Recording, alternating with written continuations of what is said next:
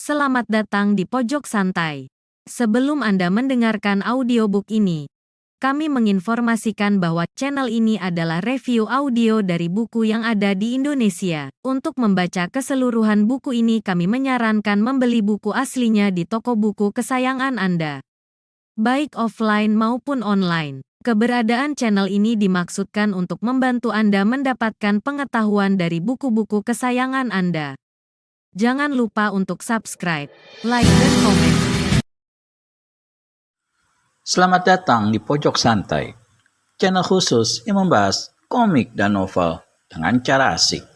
Raja Rencong dari Utara mulai tidak menduga nenek Guli atau yang bergelar iblis sesat jalan hidup mengakhiri hidupnya di depannya. Kematian singkat nan tragis. Gerangan, apa yang akan dilakukan Raja Rencong selanjutnya? Yuk langsung saja disimak video berikut ini.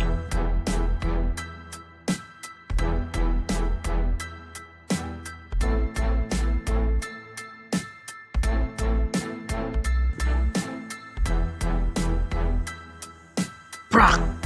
Batok kepala berambut putih itu remuk.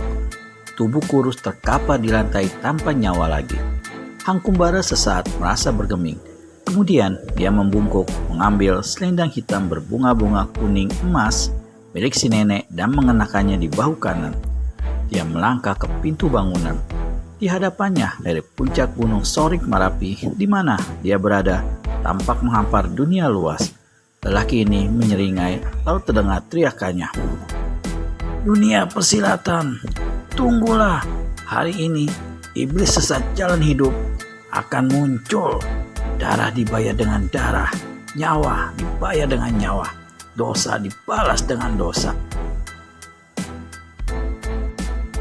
Puncak Gunung Sinabung.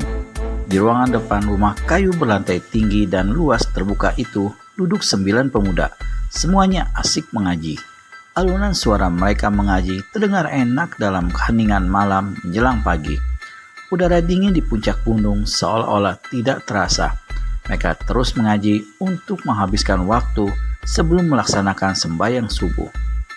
Bersandar ke daun pintu yang tertutup, duduklah Panglima Sampono, berpakaian putih lengan panjang dan sehelai sarung halus buatan Bugis. Kedua matanya dipicingkan. Tangan kiri terletak di atas pangkuan, sedang tangan kanan memegang tasbih.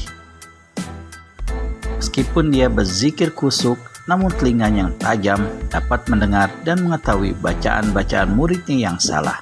Dia langsung menegur dan meminta sang murid mengulangi bacaannya dengan betul. Lapat-lapat dalam dinginnya udara dan kegelapan masih mencekam terdengar suara burung berkuik. Binatang ini agaknya sengaja terbang berputar-putar di atas bangunan kayu. Suara kuitan binatang ini membuat sebagian dari pemuda yang duduk mengaji menghentikan bacaannya, saling pandang sejenak, melirik pada Panglima Sampono yang tetap duduk tak bergerak di tempatnya. Sebagian lagi memandang keluar ke arah kegelapan. Suara burung gagak, berbisik seorang pemuda pada teman di sebelahnya. Seperti ada pertanda yang tidak baik, menjawab sang teman. Sampai di situ, suara burung di atas atap semakin kencang.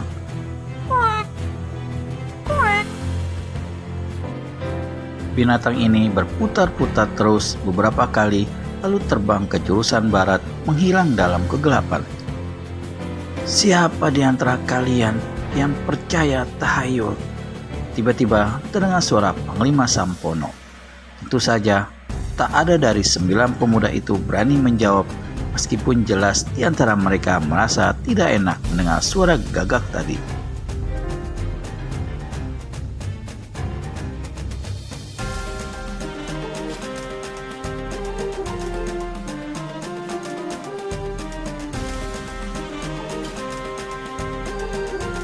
Pertanda dari Allah jangan sekali-sekali diabaikan, tetapi sesuatu yang bersifat tahayul harus dijauhkan. Berkata lagi Panglima Sampono, aku tahu ada di antara kalian yang merasa takut dengan suara kuik burung malam tadi. Sang Panglima sampai saat itu masih terus bicara dengan kedua mata terpejam dan tangan kanan memegang tasbih. tenangkan hati kalian, teruskan mengaji. Belum selesai Panglima Sampono berkata, mendadak satu suara lantang membelah kegelapan malam. Bagaimana murid-muridmu bisa tenang kalau mereka menyadari maut datang menggerayang?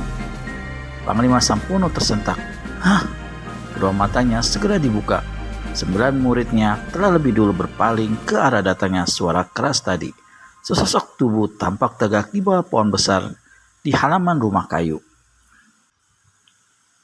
Kegelapan malam membuat wajahnya tak dapat dilihat, apalagi mengenali siapa adanya orang itu. Panglima, kita kedatangan tamu, berbisik seorang murid yang duduk paling dekat dengan sang guru. Panglima Sampono mengangguk.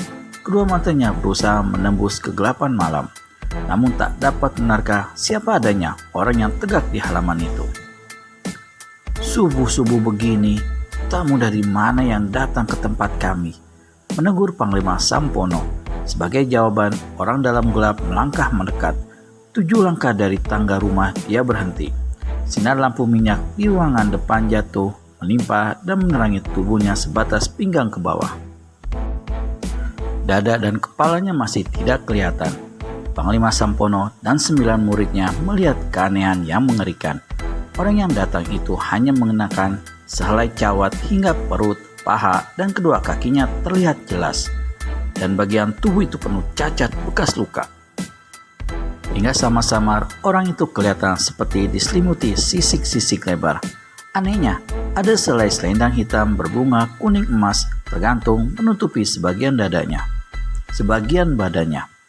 Tangan kirinya buntung. Orang yang datang, jika kau membawa maksud baik, kenapa ragu-ragu? Silakan naik ke atas rumah, berkata Panglima Sampono.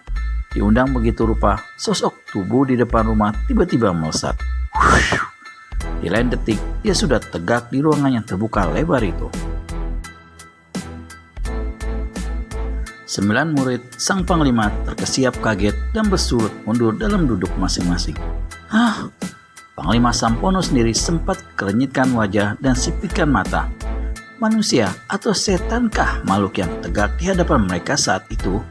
Sosok tubuh penuh cacat, bekas luka itu ternyata memang menyandang sehelai selendang.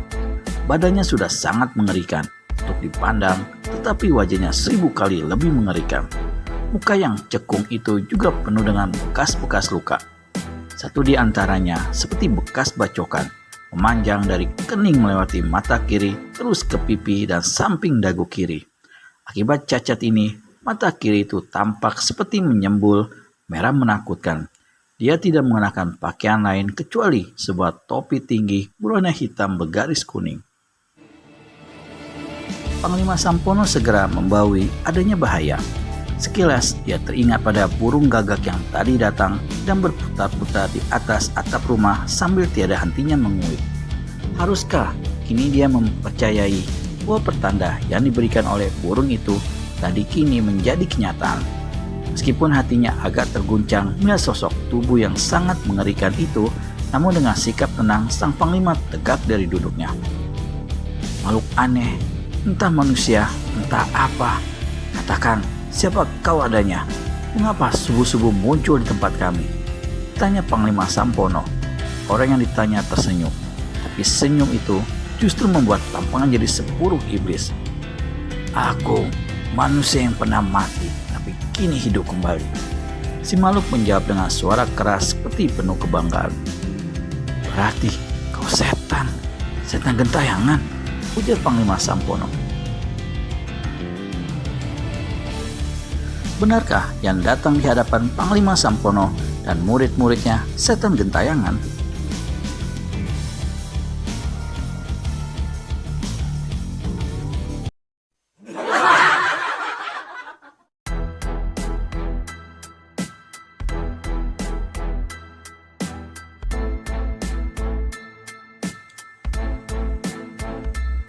Aku manusia yang pernah mati, tapi kini hidup kembali. Si makhluk menjawab dengan suara keras seperti penuh kebanggaan. Berarti kau setan gentayangan, ujar Panglima Sampono. Kau boleh bilang begitu, aku mungkin setan, mungkin juga hantu atau iblis. Tetapi apapun nama yang kau berikan padaku, aku tetap adalah iblis sesat jalan hidup. Iblis sesat jalan hidup?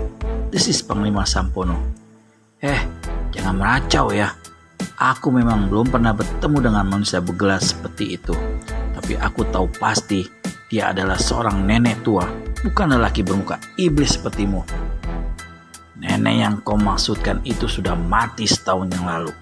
Aku adalah pewaris kehidupannya. Karena itu layak memakai gelar iblis sesat jalan hidup. Lihat baik-baik. Selendang yang kusandang ini adalah miliknya. Pemberiannya. Juga kehidupanku dia pula yang memberikan. Hanya sayang dia sudah mati hingga tidak dapat menyaksikan bagaimana sebentar lagi aku akan membalas nyawa dengan nyawa, membalas darah dengan darah, membalas dosa di atas dosa. Apa maksudmu? Siapa kau sesungguhnya? Sentak Panglima Sampono. Sementara 9 muridnya berdiri tegak dalam 2 kelompok. 5 di sebelah kanan, 4 di samping kiri. Makhluk bertubuh dan berwajah angker itu tertawa panjang. Matamu melihat tetapi buta. Otakmu jalan tetapi lupa. Apa kau tidak mengenali lagi siapa aku? Apa kau lupa pada peristiwa setahun silam di Bukit Toba? Berubahlah paras Panglima Sampono. Jika orang yang datang ini menyebut-nyebut Bukit Toba dan masa setahun yang lalu, jelas yang dimaksudkannya adalah peristiwa besar menggemparkan ketika orang-orang rimba persilatan muncul di sana untuk membasmi Raja Rencong dari utara berikut partainya yang hendak didirikan, yaitu Partai Topan Utara. Katakan, apa sangkut pautmu dengan peristiwa setahun lalu itu? Orang di tengah makam kembali tertawa. Kau masih saja buta dan lupa. Buka matamu besar-besar, pasang telingamu lebar-lebar. Lihat dan dengar, aku adalah Hangkumbara alias Raja Rencong dari utara. Hah? Panglima Sampono tentu saja tidak percaya. Salah seorang muridnya berkata, mana mungkin Raja Rencong sudah mati di tangan para tokoh silat. Udah kelancang. Kau tahu apa tentang Raja Rencong? Menyentak orang di tengah ruangan yang bukan lain memang adalah Raja Rencong dari utara yang kini menyandang nama iblis sesat jalan hidup. Raja Rencong sudah lama mati, tapi kini hidup lagi dengan nama iblis sesat jalan hidup. Hidup untuk membalaskan sakit hati dendam kesumat setahun silam. Kau, iblis sesat jalan hidup, menunjuk dengan tangan kanannya tepat ke arah Panglima Sampono. Kau korban pembalasanku yang pertama. Kau harus mampus di tanganku saat ini juga. Dan 9 pemuda muridmu ini, karena mereka juga ada di sini dan ada sangkut paut dengan dirimu, mereka juga harus mati. Iblis sesat jalan hidup tiba-tiba jentikan 5 jari tangan kanannya. 5 larik sinar merah yang memancarkan panas luar biasa berkibat mengerikan. Ilmu kuku api, seru Panglima Sampono.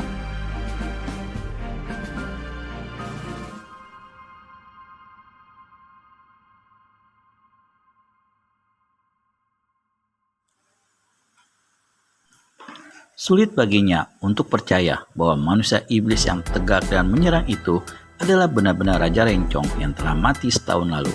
Tetapi ilmu pukulan sakti tadi memang hanya Raja Rencong lah yang memilikinya. Anak-anak, lekas menyingkir!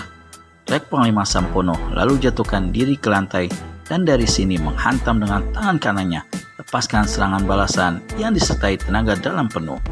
Tapi yang diserang sudah berpindah tempat. Pukulan tangan kosong yang dilepaskan Panglima Sampono menghantam atap bangunan kayu hingga sebagian atap itu hancur berantakan. Buah! Belum sempat sang Panglima bergerak bangkit, 5 larik sinar merah panas kembali menderu dari samping. Panglima Sampono gulingkan diri, selamatkan diri. Tapi di belakangnya 3 orang muridnya terdengar menjerit dan roboh dengan tubuh hangus tanpa nyawa.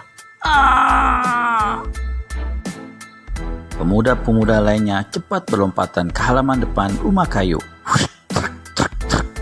Namun ketika sinar hitam kembali menyambar, tak ampun lagi 4 orang roboh tergelimpang, putus nyawa.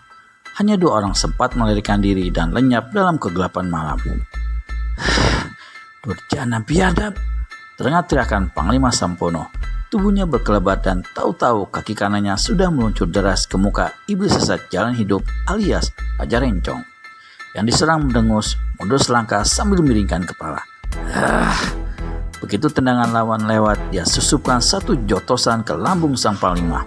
Sadar bahaya mengancam, Panglima Sampono selamatkan diri dengan berjungkir balik di udara sambil tahu-tahu tangan kanannya mengemplang ke arah batok kepala iblis sesat jalan hidup. Gebukan tangan kanan itu menghantam deras di kepala iblis sesat jalan hidup, membuat tubuhnya terkapar ke lantai tapi cepat bangkit kembali sambil tertawa mengekeh. Berdebarlah dada Panglima Sampono. Kepala kerbau saja kalau terkena pukulannya tadi akan hancur. Tetapi bukan saja tidak terjadi apa-apa terhadap kepala lawan, malah manusia iblis itu tertawa mengekeh seperti mengejek. "Mampuslah!" teriak Panglima Sampono. Kembali serangannya berkelebat, kini berupa tendangan ke arah bawah perut lawan. Yang diserang masih mengekeh. Malah busungkan dada dan kangkangkan kaki nunggu datangnya tendangan. Tendangan kaki kanan Panglima Sampono benar-benar menghantam selangkangan iblis sesat jalan hidup. Tak dapat tidak, anggota rahasianya pasti hancur. Tubuhnya sendiri mencelat sampai 5 langkah. Tapi seperti tadi dia cepat bangkit berdiri dan lagi-lagi sambil tertawa mengekeh. Yang kuhadapi ini bukan manusia, benar-benar iblis agaknya, membatin Panglima Sampono. Rasa khawatir kini menyamaki dirinya, tapi untuk melarikan diri sangat berpantang baginya.